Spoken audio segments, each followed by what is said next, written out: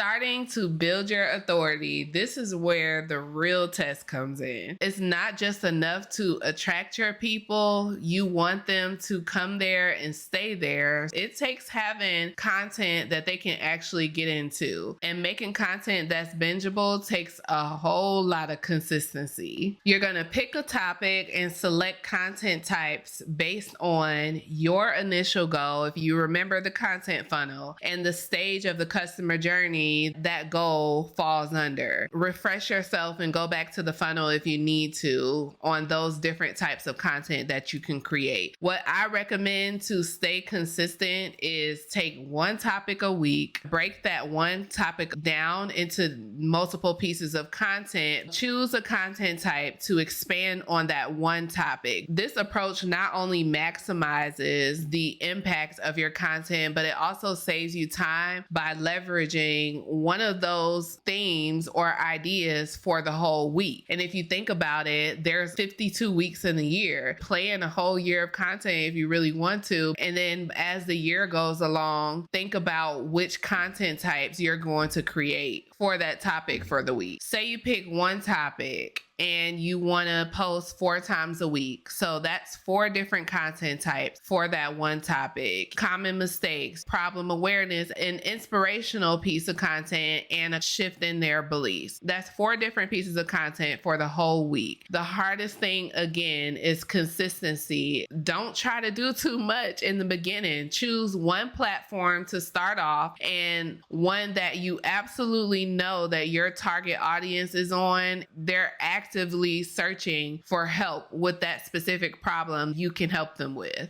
and the platform that feels most comfortable for you. I recommend starting with a long form piece of content and using those same points from that long form content and repurpose it into another piece of content that caters to those short form platforms. Long form content examples, if you're not familiar, is like YouTube or long videos on TikTok, blogs, podcasts, emails. That's typically considered long form. And short form would be, of course, like reels, Facebook posts, short trending TikTok videos. Repurposing is going to be your best friend if you're wanting to show up on more than one platform. Work your way up to more platforms as you get more accustomed and more comfortable with creating content in general. So plan your content. You have a content planner that's given to you, so use that to your advantage and choose a frequency that you know that you can manage for each platform. Don't try to post 3 times a day when you know that you have a lot of things going on. You don't really have a schedule for creating content, winging it, or you don't have the energy for creating content. That's going to be a lot on you. So think about how often you want to post on each platform every day, every week, every month. Recommendations that I would give for just starting out, maybe about 1 to 3 times a week. Again, don't do too much. See what you're comfortable with and then work your way up. After that, maybe you could do about 5 to 7 times a week. Once you get a hang of that, you start learning different planners and schedulers to automate it.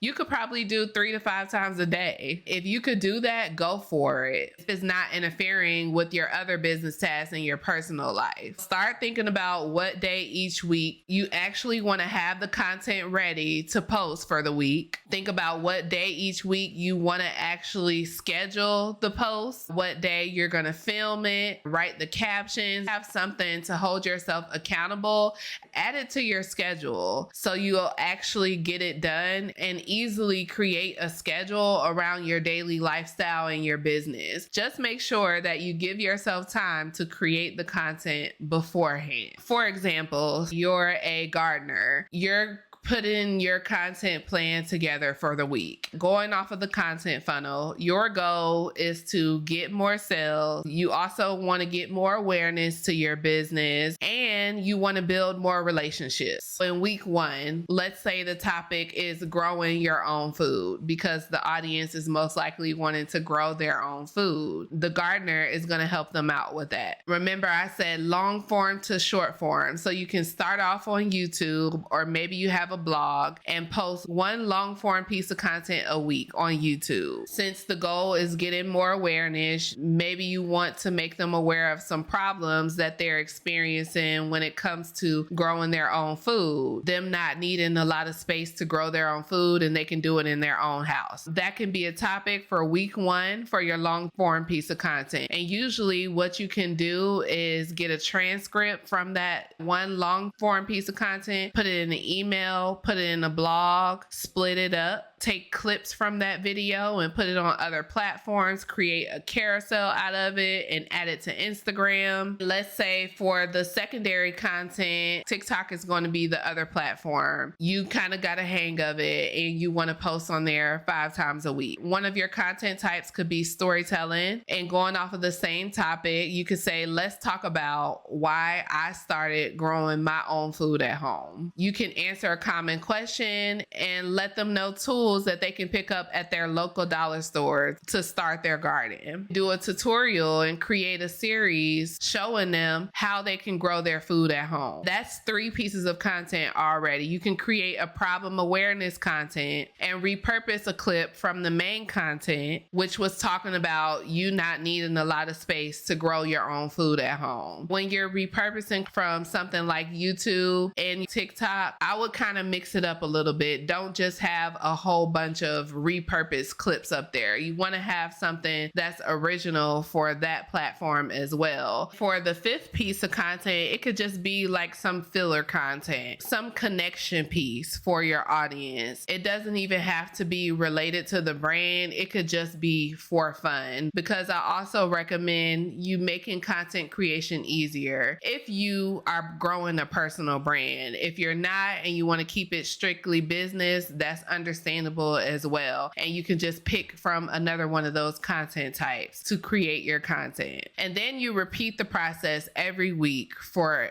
every platform that you plan to show up on. We're in the content planner. We're going to do a quick walkthrough. I already included a template that you can use, and all you have to do is add your own topic and your own hook to the content. You could either go here and create a new topic here, either duplicate it on the computer by right clicking, or you hold down on it if you're on mobile and it'll duplicate this. Inside of this template, I give you a couple of storytelling frameworks, some tips for if you get stuck and you're not sure what to write. You can break down the hook or your prompt. I love using this planner because it streamlines the whole process. Entering your brand pillars here, you can edit it by clicking the 3 dots and change that to your own brand pillar. For each piece of content, you choose what type of content is this going to be today. Is it going to be inspirational, storytelling, vlogging and behind the scenes, tips, tricks, problem awareness, and so on. You pick that there and do that for every piece of content. What's the progress of this piece of content? Are you just in the brainstorming phase? Are you researching? Are you creating the copy? Are you filming, editing, scheduling? Is it ready to post or has it posted already? Update that there. Put the date in here, which social media platform or marketing channel you're going to use, and what format the content is actually going to be in. There's a couple of different views in this content planner. This is the brainstorming, which is a table view. The content planning, which is like Trello, it's a board view. And say I come here and I say, okay, week 2, I'm in the copywriting phase. If you go back, you'll see that it was updated here as well. Same thing with the other views as far as this. Let's say, okay, July 17th, that's going to be my day that I want to go ahead and film it.